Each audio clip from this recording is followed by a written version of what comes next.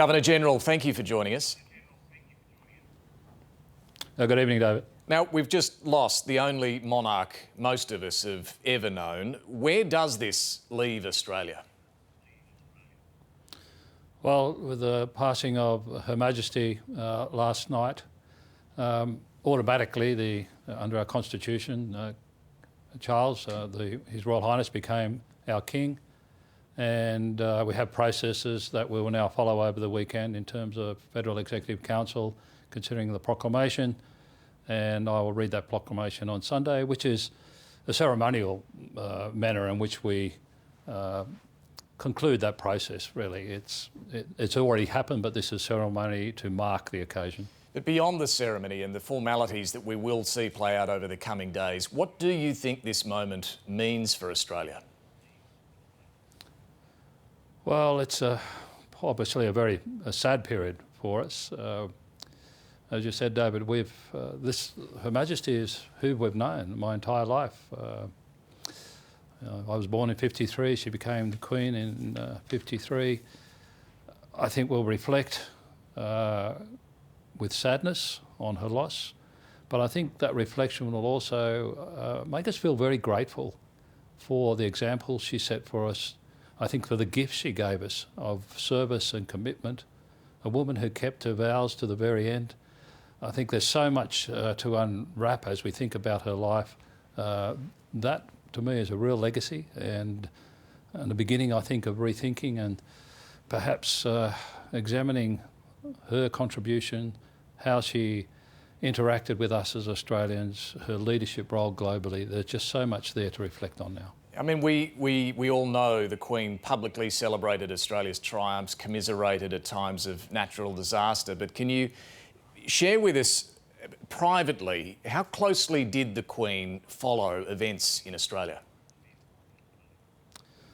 I think I know she followed them quite closely. As I mentioned in a couple of conversations today, that when Linda and I phoned her after the passing of Prince Philip, we were discussing her loss and sending our condolences to her. But her response straight away was to ask how the people in Western Australia were going, the Western Australians were going after Cyclone Saroja. And she was just right on the ball, right on the money, and she knew the issues we were facing and wanted to know how people were faring and how we were responding. Would she share her views on the performance and the decisions of governments here? No, I think the interactions I had with her were more on how Australia was faring, particularly during the pandemic period, what our experiences were.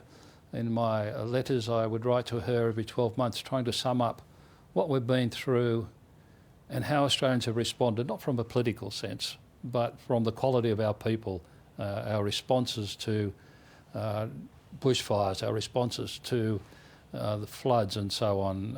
I thought it very important for her to keep her in contact with how Australians were responding, reacting, and the experiences they were going through. So that political neutrality that was such a hallmark of her time, that extended to conversations with you as well? Very much so. Look, King Charles has been more outspoken over the years on issues like climate change and the environment and so on. How do you expect he will differ to his mother in his approach to the role? Look, it's very hard to say. I mean, he is day one of his reign. I think he will express his views and he will decide how he's going to follow through and perform that role. Not for me to guess. Well, nonetheless, I mean, you've spoken about the remarkable qualities of the Queen and the affection that certainly the Australian people have had for her. Are you concerned that support for the monarchy may wane under King Charles? Again, I think let's honour our Queen. Let's proclaim our new King, and then we will work together into the future. And well, you are now the King's representative in Australia. When are you expecting to have a conversation with him, and what sort of advice will you be giving him? I expect to meet with him at the latter part of next week when the Prime Minister and I journey across to London.